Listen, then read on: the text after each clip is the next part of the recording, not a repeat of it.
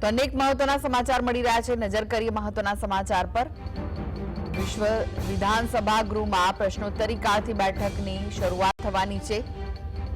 મહત્વના જે સમાચાર સામે આવી રહ્યા છે, નાણાં, ઉર્જા, પાણી પુરવઠા, અન્ન, નાગરિક પુરવઠા, સહકાર સહિતના વિભાગોમાં ચર્ચા થશે। પ્રશ્નોત્તરી કાળ બાદ લિવિંગ વિભાગના કાગળ મેજ પર મુકાશે।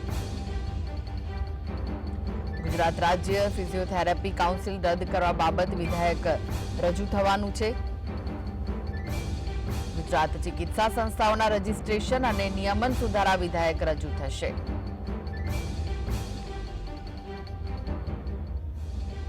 તો આ વિશે વધુ માહિતી માટે જોડાઈ ગયા છે સંવાદદાતા જતીન શું છે વધુ વિગતો?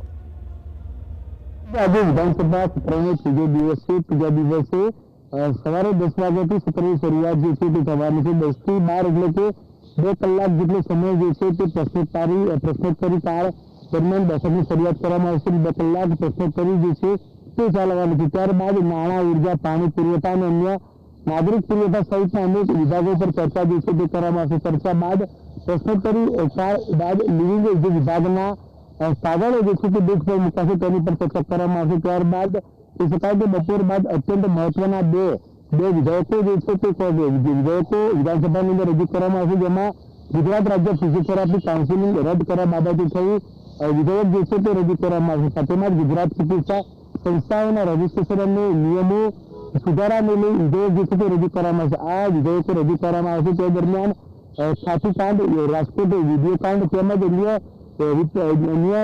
અન્ય જે કહી શકાય કે જેને લઈ કોંગ્રેસ દ્વારા વિરોધ પ્રદર્શન જે છે તે પણ કરવામાં આવશે। વિધાનસભાની અંદર કોંગ્રેસ હોબાળો પણ જે છે તે કરી શકે છે। એટલે કે આજની વિધાનસભા સત્ર જે છે ત્રીજા દિવસે ખૂબ મહત્વની રહેશે। ગઈકાલે બજેટ હતું, બજેટમાં પણ કોંગ્રેસનો વિરોધ જોવા મળ્યો હતો। એટલે આજે બે વિધેયકો જે છે તે મૂકવાના છે, તેને લઈ કોંગ્રેસ દ્વારા જે માંગણીઓ છે તેને લઈ હોબાળો જે છે તે કરવામાં આવી શકે છે। જી, સમગ્ર માહિતી આપવા માટે